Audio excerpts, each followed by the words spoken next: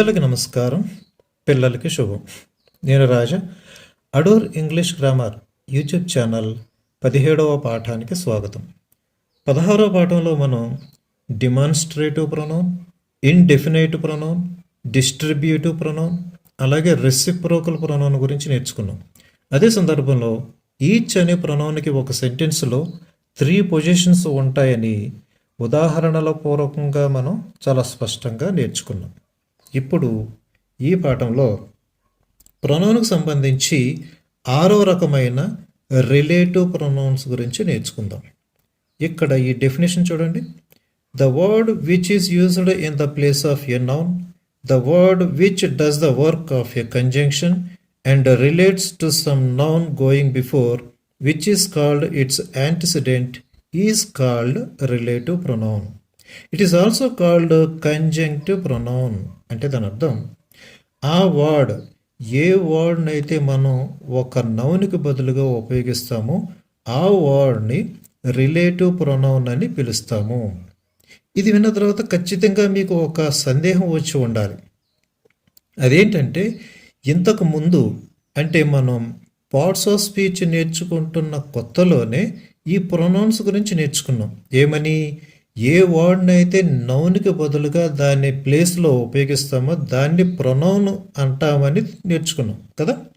అయితే ఇక్కడ అదే విషయాన్ని రిలేటివ్ ప్రొనౌన్ అన్న కొత్త పేరుతో పిలుస్తున్నాం. ఏంటి గజిబిజి అంటున్నారా? కాదు, ఇందులో గజిబిజి ఏమీ లేదు. నిజానికి ఈ రెండు ఒకటే. కాకపోతే ఈ రెంటి మధ్య తేడా ఉంది.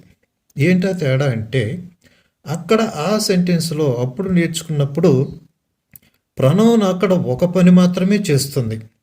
ఆ ఒక పని ఏంటనేది ఇక్కడ మీకు మళ్ళీ ఒకసారి ఉదాహరణగా మీకు రాసి చూపిస్తాను చూడండి, స్పష్టంగా అర్థం కావటం కోసం. రామ ఈజ్ ఏ స్టూడెంట్ అని ఒక సెంటెన్స్ రాసాం అనుకుందాం. ఇక్కడ రామ అనేది ఏమిటి? సబ్జెక్ట్. సబ్జెక్ట్ అంటే ఒక నౌనే సబ్జెక్ట్గా ఉంటుంది కదా, కాబట్టి ఇది నౌన్. అయితే ఈ నౌన్ని ప్రొనౌన్తో రీప్లేస్ చేసి ఇదే సెంటెన్స్ని మనం తిరిగి రాయొచ్చు. ఎలాగంటే హీ అనేది ఒక ప్రొనౌన్ కదా, ఈ రామ అన్న ప్లేస్లో ఈ రాముని తీసి పారేసి హీ చేర్చామనుకోండి, అప్పుడు ఏమవుతుంది? హీ ఈజ్ ఏ స్టూడెంట్ అని వస్తుంది. కాబట్టి ఇక్కడ ప్రొనౌన్ రామ అనే నౌన్ని రీప్లేస్ చేయటం అనే పని ఒకటి మాత్రమే చేసింది. కానీ ఇక్కడ రిలేటివ్ ప్రొనౌన్ మొత్తం 3 పనులు చేస్తుంది. మొత్తం 3 పనులు. అవి ఏంటంటారా? ఇక్కడ ఈ సెంటెన్స్లో రిలేటివ్ ప్రొనౌన్ అనేది నౌన్ని తీసిపారేయదు, అంటే దాని ప్లేస్లో రాదు. నౌన్ దాని ప్లేస్లోనే ఉంటుంది, దాని తర్వాత ఇది కూడా వస్తుంది. ఇది ఒక పని. ఇక రెండో పని ఏంటంటే the word which does the work of a conjunction. ఇదే ప్రొనౌన్ ఈ సెంటెన్స్లో కంజంక్షన్ లాగా కూడా పనిచేస్తుంది. అంటే ఒక కంజంక్షన్ చేసే పని కూడా ఈ ప్రొనౌన్ చేస్తుంది. ఇది రెండో పని. ఇక మూడో పని అతి ముఖ్యమైనది ఏంటంటే and relates to some noun going before. అంటే ఇదే ప్రొనౌన్ దానికంటే ముందు వచ్చే నౌన్తో క్లోజ్ రిలేషన్ కలిగి ఉంటుంది, దానితో అనుసంధానమై ఉంటుంది, సంబంధం కలిగి ఉంటుంది. కాబట్టి దీనికి రిలేటివ్ ప్రొనౌన్ అని ఒక పేరు. ఇది కంజంక్షన్ లాగా పనిచేస్తుంది కాబట్టి దీనికి కంజంక్టివ్ ప్రొనౌన్ అని ఇంకొక పేరు. అలాగే ఇది నౌన్కి ఎదురుగా వస్తుంది కాబట్టి, అంటే దీనికి ముందు ఆల్రెడీ ఒక నౌన్ ఉంటుంది, దానికి ఎదురుగా ఇమ్మీడియట్లీ దాని తర్వాత వచ్చి దాని గురించే మాట్లాడుతుంది కాబట్టి దీన్ని యాంటిసిడెంట్ అని కూడా అని అంటాం. ఇలా దీనికి మొత్తం 3 పేర్లు. అయితే ముఖ్యంగా దీన్ని రిలేటివ్ ప్రొనౌన్ అనే పేరుతోనే పిలుస్తాం. ఇప్పుడు అర్థమైంది కదా ఆ ప్రొనౌన్కి ఇక్కడ ఉన్న ఈ రిలేటివ్ ప్రొనౌన్కి మధ్య తేడా ఇది. ఇవే విషయాల్ని ఇక్కడ ఇచ్చిన 3 ఎగ్జాంపుల్స్ ద్వారా మరింత స్పష్టంగా లోతుగా నేర్చుకుందాం. Look in to the examples. ఈ ఎగ్జాంపుల్స్లోకి చూడండి. మొదటిది, ఐ మెట్ ఆకాష్. ఇది ఒక సెంటెన్స్, పూర్తి అర్థాన్ని ఇచ్చే వాక్యం అన్నమాట. ఇక్కడ ఫుల్ స్టాప్ చూశారు కదా. Akash has just returned. అంటే ఆకాష్ ఇప్పుడే తిరిగి వచ్చాడు. ఎక్కడి నుంచి? ఫారిన్ నుంచి. ఫారిన్ నుంచి, విదేశం నుంచి తిరిగి రావటాన్ని రిటర్న్డ్ అని మనం ఇంగ్లీష్లో పిలుస్తాం. ఇక రెండో example, I have found the pen. నేను ఆ పెన్నును కనిపెట్టాను. ఇది ఒక sentence. I last the pen yesterday. ఆ పెన్నును నేను నిన్న పోగొట్టుకున్నాను. ఇది ఇంకొక సెంటెన్స్. ఇక మూడో example, here is the book. ఇదిగో ఆ పుస్తకం. You lent me the book. నువ్వు ఆ పుస్తకాన్ని నాకు అప్పిచ్చావు. ఇవి రెండు సెంటెన్సెస్. అర్థమైంది కదా? మొత్తం ఈ మూడు ఎగ్జాంపుల్స్లో ఒక్కొక్క దాంట్లో ఒక జత సెంటెన్స్లు ఉన్నాయన్నమాట. అంటే ఒక్కొక్క దాంట్లో రెండేసి సెంటెన్సులు ఉన్నాయి. ఈ రెండేసి సెంటెన్సెస్ని మనము ఒక సెంటెన్స్ కింద కలపవచ్చు. అది ఎలాగో ఇప్పుడు చూద్దాం. Combination of the above each pair into one sentence. అంటే పైన చెప్పుకున్న మూడు ఎగ్జాంపుల్స్లో ఒక్కొక్క దాంట్లో రెండేసి సెంటెన్సెస్ ఉన్నాయి కదా, వాటిని ఒక సెంటెన్స్ కింద, ఆ రెండేసి సెంటెన్సెస్ని ఒక్కొక్క సెంటెన్స్ కింద మార్చడం అనమాట. మొదటిది, I met Akash who has just returned. నేను ఆకాష్ని కలిశాను. ఏ ఆకాష్? ఎవరైతే విదేశం నుంచి ఇంత క్రితమే తిరిగి వచ్చాడో ఆ ఆకాష్ని నేను కలిశాను అని అర్థం. చూసారుగా, ఒక సెంటెన్స్ కింద మార్చేసాం. ఇది ఎలా మారింది అని అంటే, ఇక్కడ హూ అనే ఒక క్రొత్త పదాన్ని ఇందులో చేర్చాం. ఎక్కడ చేర్చామంటే, ఆకాష్ తర్వాత ఫుల్ స్టాప్ ఉంది కదా మొదటి సెంటెన్స్లో, ఇది ఒక పూర్తి సెంటెన్స్ కదా. అప్పుడు దాన్ని ఏం చేసాం? ఆ ఫుల్ స్టాప్ని తీసేసి దాని స్థానంలో హూని చేర్చాం. ఈ హూ అనేది ఏమిటి? ప్రొనౌన్. అంటే ఆకాష్ అనే నౌన్కి బదులు ప్రొనౌన్ వచ్చింది కదా. అంటే ఇది ఒక పని చేసినట్టే కదా ఇక్కడ ప్రొనౌన్. ఇక రెండో పని ఏంటి? ఇదే ప్రొనౌన్ ఇక్కడ రెండు సెంటెన్సెస్ని కలుపుతుంది. అంటే కంజంక్షన్గా పనిచేస్తుంది. కాబట్టి దీనికి కంజంక్టివ్ ప్రొనౌన్ అన్న పేరు కూడా ఉంది అని ఇంతకుముందు మనం తెలుసుకున్నాం కదా. ఇక మూడో పని ఏంటి? ఇదే ప్రొనౌన్ ఆకాష్ అనే నౌన్ తర్వాత ఇమ్మీడియట్గా దానికి ఎదురుగా వచ్చింది. అంటే యాంటిసిడెంట్గా వచ్చింది. అంటే దాని అర్థం, ఈ ప్రొనౌన్ ఎవరి గురించి మాట్లాడుతుంది? ఆకాష్ అనే నౌన్ గురించి మాట్లాడుతుంది. తన గురించే రిఫ్లెక్ట్ చేస్తుంది అన్నమాట, ప్రతిబింబిస్తుంది. కాబట్టి దీనికి యాంటిసిడెంట్ అన్న పేరు కూడా ఉంది. అర్థమైంది కదా. ఇప్పుడు ఇదే ప్రొనౌన్ హూ ఈ సెంటెన్స్లో ఏ కేసులో ఉంది అని అంటే నామినేటివ్ కేసులో ఉంది. ఇది నామినేటివ్ కేసులో ఉంది అని మనం ఎలా తెలుసుకోవాలి అని అంటే, ఆల్రెడీ నేను కేసులో మీకు నేర్పించాను. ఒక ప్రశ్న వేయండి, who has arrived or who has returned అని ప్రశ్నిస్తే ఆన్సర్ ఏమొస్తుంది? ఆకాష్. కాబట్టి ఈ హూ అనే ప్రొనౌన్ ఎవరి గురించి మాట్లాడుతుంది? ఆకాష్ అనే నౌన్ గురించి. ఆకాష్ ఏ స్థానంలో ఉంది? సెంటెన్స్లో సబ్జెక్ట్ స్థానంలో ఉంది కదా. కాబట్టి ఈ హూ అనే ప్రొనౌన్ నామినేటివ్ కేసులో ఉంది అని మనకి అర్థమవుతుంది. ఇక రెండో sentence, I have found the pen which I lost yesterday. నేను ఆ పెన్నును కనిపెట్టాను, లేక ఆ పెన్ను నాకు దొరికింది. ఏ pen? Which I lost yesterday. ఏ పెన్నునైతే నేను నిన్నటి రోజున పోగొట్టుకున్నానో ఆ పెన్ను నాకు దొరికింది అని అర్థం. సో ఇక్కడ విచ్ అనేది ప్రొనౌన్. సేమ్ అవే మూడు పనులు చేస్తుంది. ఇక్కడ విచ్ అనే ప్రొనౌన్ కూడా కంజంక్షన్గా పనిచేస్తుంది. ది పెన్ అనే దానికి నౌన్కి యాంటిసిడెంట్గా పనిచేస్తుంది. పైగా ఇది ఒక ప్రొనౌన్, దీనికి ప్రొనౌన్గా పనిచేస్తుంది. కాబట్టి ఈ విచ్ అనేది రిలేటివ్ ప్రొనౌన్. హూ ఎలాగైతే రిలేటివ్ ప్రొనౌనో విచ్ అనేది కూడా relative pronoun.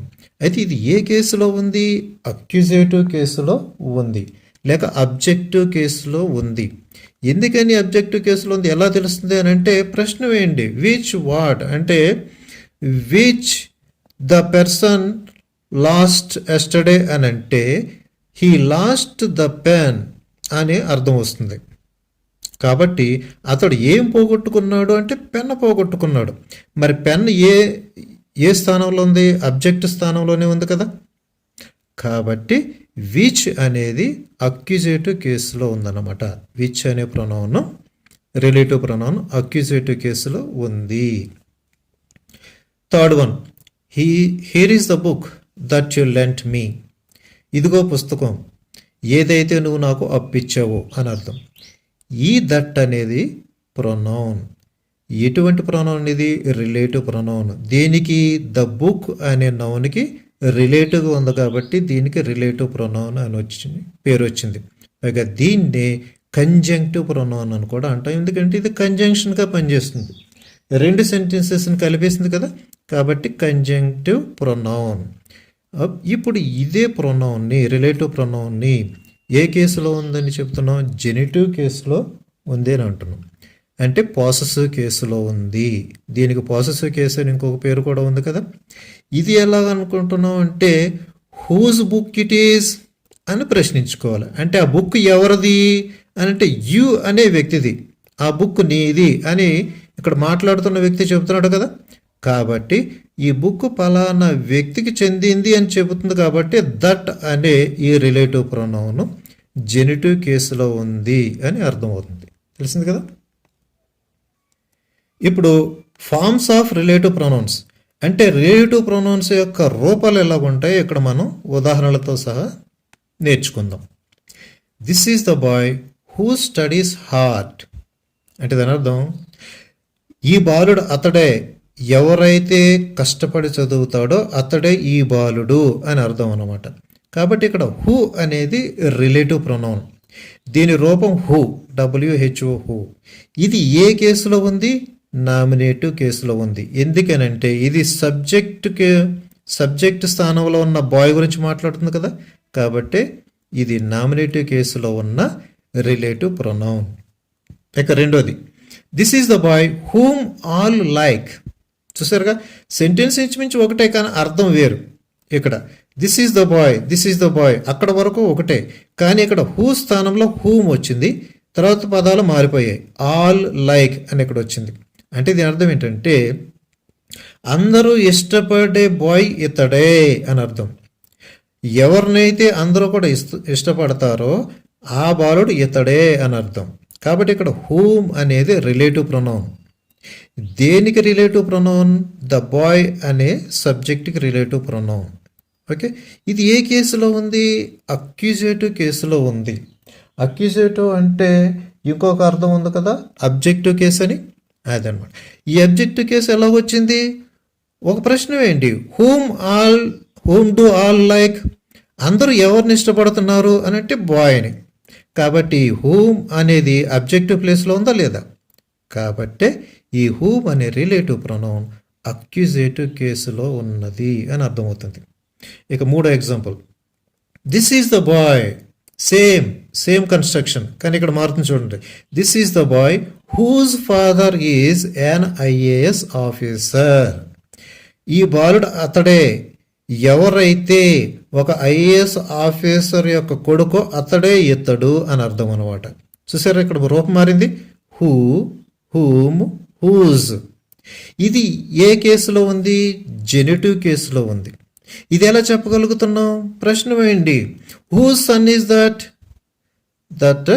A father's son. That means who is that IAS officer. అంటే ఎవరైతే ఒక IAS ఆఫీసరో అతని కొడుకే ఈ బాలుడు అని చెబుతున్నాం. కాబట్టి ఈ హూజ్ అనే రిలేటివ్ ప్రొనౌన్ జెనిటివ్ కేసులో ఉంది అని అర్థం అవుతుంది. అంటే పాసెసివ్ కేసు అన్నమాట. అంటే ఇతను ఎవరు కొడుకు? ఒక IAS ఆఫీసర్ కొడుకు అని అర్థం వస్తుంది. ఈ కొడుకు ఇతనికి సొంతము, ఇతనికి పుట్టినవాడు, ఒక IAS ఆఫీసర్కు పుట్టినవాడు. కాబట్టి హూజ్ అనే రిలేటివ్ ప్రొనౌన్ జెనిటివ్ కేసులో ఉందని అర్థమవుతుంది. ఇప్పుడు అర్థమైంది కదా. హూ అంటే ఇక్కడ అర్థం ఎవరు, హూమ్ అంటే ఇక్కడ అర్థం ఎవరిని, హూజ్ అంటే ఇక్కడ అర్థం ఎవరి అని అర్థమవుతుంది కదంటే ఎవరి కొడుకు అని అర్థం వస్తుంది. అర్థమైంది కదా. ఇవి రిలేటివ్ ప్రొనౌన్స్ యొక్క రూపాలు. ఓకే, ఇప్పుడు విచ్ అనే రిలేటివ్ ప్రొనౌన్ గురించి నోట్ 1లో నేర్చుకుందాం. The relative pronoun which has the same form for the nominative and accusative cases. అంటే విచ్ అనే రిలేటివ్ ప్రొనౌన్కి నామినేటివ్ కేసులోను అలాగే అక్యూజేటివ్ కేసులోను ఒకే రూపం కలిగి ఉంటుంది. పైన చెప్పుకున్నట్టుగా కాదు. హూ అనేది నామినేటివ్ కేసు, అది నామినేటివ్ రూపం. హూమ్ అనేది అక్యూజేటివ్ రూపం, హూజ్ అనేది జెనిటివ్ రూపం. కానీ ఇక్కడ అలా కాదు. విచ్ అనే రిలేటివ్ ప్రొనౌన్కి ఒకే రూపం ఉంటుంది ఈ రెండు కేసెస్లో కూడా. ఉదాహరణ చూడండి. This is the farm which belongs to my uncle. ఇదే పొలం, ఏ పొలం అయితే మా అంకుల్కి సంబంధించిందో ఆ పొలం ఇదే అని చెప్పటం అన్నమాట. ఓకే, ఇక్కడ విచ్ అనే రిలేటివ్ ప్రొనౌన్ మనం చేర్చాం. ఇది ఏ కేసులో ఉంది? నామినేటివ్ కేసులో ఉంది. ఎందుకని? ఇది సబ్జెక్ట్ గురించి మాట్లాడుతుంది కాబట్టి, సబ్జెక్ట్లో ఉన్న నౌన్ గురించి మాట్లాడుతుంది కాబట్టి. రెండో example, this farm which my uncle bought cost him 50 lakhs. అంటే ఈ పొలము, ఏ పొలాన్నైతే మా అంకుల్ కొన్నారో ఆ పొలము 50 లక్షల ఖరీదైంది అని అర్థం అనమాట. ఇక్కడ విచ్ అనే రిలేటివ్ ప్రొనౌన్ ఏ కేసులో ఉంది? అక్యూజేటివ్ కేసులో ఉంది. ఎందుకని? ప్రశ్న వేయండి. What did his uncle buy అని అంటే his uncle bought the farm అని అర్థం వస్తుంది. కాబట్టి ఫామ్ అనేది అబ్జెక్టివ్ ప్లేస్లోనే ఉంది కదా, కాబట్టే దీన్ని అక్యూజేటివ్ కేసులో ఉన్న రిలేటివ్ ప్రొనౌన్ అని పిలుస్తాము. అర్థమైంది కదా?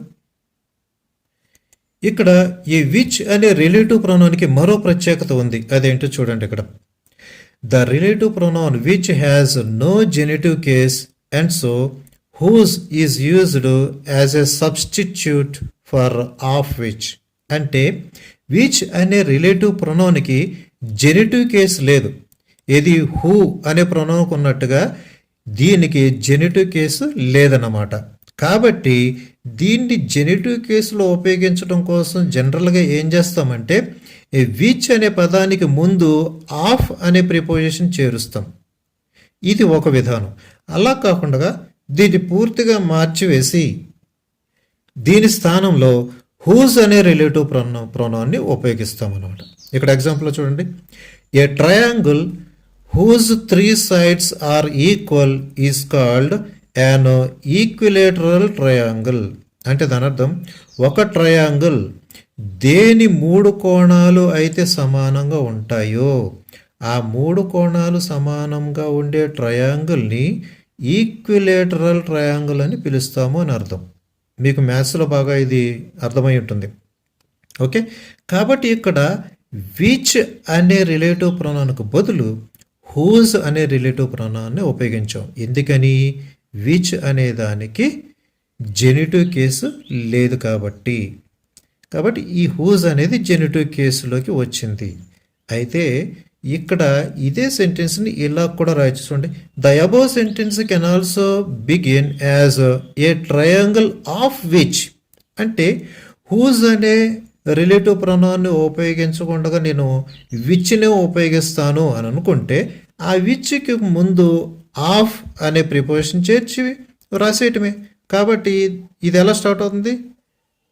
ఏ triangle of which, that means a triangle of which 3 sides are equal is called an equilateral triangle అని అర్థం వస్తుంది. కాబట్టి ఈ విచ్ రిలేటివ్ ప్రొనౌన్ విషయంలో 2 విధానాలు మనం అవలంబించవచ్చు. అయితే ఆఫ్ విచ్ అని జెనిటివ్ కేసులో ఉపయోగించవచ్చు, లేదా పూర్తిగా విచ్ అనే పదాన్ని హూజ్ అనే పదం కింద మార్చివేసి సెంటెన్స్ని జెనిటివ్ కేసులోకి మార్చవచ్చు. ఇక దట్ అనే రిలేటివ్ ప్రొనౌన్ గురించి ఈ నోట్ 2లో నేర్చుకుందాం. The relative pronoun that has the same form in the singular and plural and in the nominative and accusative. It has no genitive case. అంటే దట్ అనే రిలేటివ్ ప్రొనౌన్కి సింగులర్ నంబర్లోను plural నంబర్లోను ఒకే రూపం ఉంటుంది. అంటే దీని రూపం మారదు. అదేవిధంగా నామినేటివ్ కేసులోను అక్యూజేటివ్ కేసులో కూడా ఇదే రూపం ఉంటుంది, ఏది విచ్చుకున్నట్టుగానే. అదే సందర్భంలో దీనికి కూడా జెనిటివ్ కేసు అనేది లేదు. విచ్ కూడా జెనిటివ్ కేసు లేదని నేర్చుకున్నాం కదా, అలాగే దట్ కూడా జెనిటివ్ కేసు లేదన్నమాట. ఉదాహరణ చూడండి. He that is content is rich. అంటే ఎవరైతే సంతృప్తికరంగా జీవిస్తున్నారో అతడు ధనవంతుడు అని అర్థం అన్నమాట. ఇక్కడ దట్ అనేది రిలేటివ్ ప్రొనౌన్. Singular number. ఎందుకనంటే దీని సబ్జెక్టు అంటే నౌన్ హీ అనేది సింగులర్ నెంబరే కదా, కాబట్టి దట్ కూడా ఇక్కడ సింగులర్ నెంబర్ కింద మనం అర్థం చేసుకోవాలి. ఓకే, పైగా ఈ దట్ అనేది ఏ కేసులో ఉంది? నామినేటివ్ కేసులో ఉంది. ఎందుకని? ఈ దట్ అనేది సబ్జెక్ట్లో ఉన్న హీ అనే నౌన్కి ప్రొనౌన్గా పనిచేస్తుంది కాబట్టి, రిలేటివ్ ప్రొనౌన్గా పనిచేస్తుంది కాబట్టి దీన్ని నామినేటివ్ కేసులో ఉన్న రిలేటివ్ ప్రొనౌన్ అని పిలుస్తాం అన్నమాట. Okay, next second example. Take all items that you like. అంటే నువ్వు ఎన్ని ఐటమ్స్ అయితే ఇష్టపడతావో వాటన్నిటిని కూడా తీసుకో అని అర్థం. ఇక్కడ కూడా దట్టే, ఏమాత్రం మార్పు రాలేదు, చూసారు కదా ఫామ్లో. అయితే ఇక్కడ ఇది ప్లూరల్ నంబర్లో ఉంది. ఎందుకనంటే దీని సబ్జెక్టు ఆల్ ఐటమ్స్ ప్లూరల్లో ఉంది కదా, కాబట్టి ది ప్లూరల్లో ఉన్న రిలేటివ్ ప్రొనౌన్ అని మనం అర్థం చేసుకోవాలి. పైగా ఈ దట్ అనే రిలేటివ్ ప్రొనౌన్ ఏ కేసులో ఉంది? అక్యూజేటివ్ కేసులో ఉంది. అంటే వేటిని తీసుకోమని అంటున్నారు? ఏవైతే నువ్వు ఇష్టపడతావో వాటిని. కాబట్టి ఈ ఐటమ్స్ అనేవి అబ్జెక్ట్ ప్లేస్లో ఉన్నాయి కదా సెంటెన్స్లో, కాబట్టే ఈ దట్ అనే రిలేటివ్ ప్రొనౌన్ అక్యూజేటివ్ కేసులో ఉందని మనం గ్రహిస్తున్నాం. ఇప్పుడు నోట్ నెంబర్ 3లో వాట్ అనే రిలేటివ్ ప్రొనౌన్ గురించి నేర్చుకుందాం. The relative pronoun what is used only in the singular and has the same form in the nominative and accusative cases. అంటే వాట్ అనే రిలేటివ్ ప్రొనౌన్ కేవలం సింగులర్ నంబర్లోనే ఉపయోగించాలి. అంటే దీనికి ప్లూరల్ నంబరు లేదు. పైగా ఈ వాట్ అనే రిలేటివ్ ప్రొనౌన్ కూడా నామినేటివ్ కేసులోను అక్యూజేటివ్ కేసులోను ఒకే రూపం కలిగి ఉంటుంది. దీనికి రూపభేదం లేదు. ఉదాహరణ చూడండి. What has happened is not clear. అంటే జరిగిందేమిటో స్పష్టంగా లేదు అని అర్థం అన్నమాట. కాబట్టి ఇక్కడ వాట్ అనేది రిలేటివ్ ప్రొనౌన్గా పనిచేస్తుంది. పైగా ఏ నంబరు? Singular number. పైగా కేసు ఏ కేసు? Nominative case. ఎందుకనంటే ఇది సబ్జెక్ట్ ప్లేస్లో ఉంది కాబట్టి. అలాగే రెండో example. I say what I mean. అంటే నేను ఏదైతే చెప్పదలుచుకున్నానో అదే చెప్పి తీరుతాను. అంటే నేను చెప్పిందే అర్థం, దాని అర్థం అదే వస్తుంది కానీ రెండో అర్థం రాదు అని అర్థం అనమాట. ఇక్కడ వాట్ అనేది relative pronoun singular number accusative కేసులో ఉంది. ఎందుకనంటే ఏమి చెబుతున్నానో అదే అర్థం, దానికి మించి వేరే అర్థం పెడార్థం ఉండదు అని ఇతను చెప్తున్నాడు అనమాట. అంటే మరో మాటలో చెప్పాలి అని అంటే నేను ఏదైతే భావిస్తానో దాన్నే చెబుతాను, దానికి వ్యతిరేకంగా లేకపోతే మరో అర్థం ఇచ్చేలాగా నేను చెప్పను, మాట్లాడను అని అర్థం అనమాట. కాబట్టి ఇక్కడ విషయం గురించి చెబుతున్నాడు కాబట్టి ఆ విషయం అబ్జెక్టివ్ ప్లేస్లో ఉంది కాబట్టి ఈ వాట్ అనే రిలేటివ్ ప్రొనౌన్ అక్యూజేటివ్ కేసులో ఉందని మనకి అర్థమవుతుంది. ఇప్పటి వరకు మనం రిలేటివ్ ప్రొనౌన్స్ గురించి నేర్చుకుంటూ ఉన్నాం. ఇక్కడతో ఈ పాఠాన్ని ఆపుతున్నాను. వచ్చే పాఠంలో అంటే 18వ పాఠంలో ఇదే రిలేటివ్ ప్రొనౌన్స్ యొక్క ఉపయోగాలు ఏంటో నేర్చుకోబోతున్నాం. అంతవరకు పెద్దలకి నమస్కారం, పిల్లలకి శుభం. జై హింద్.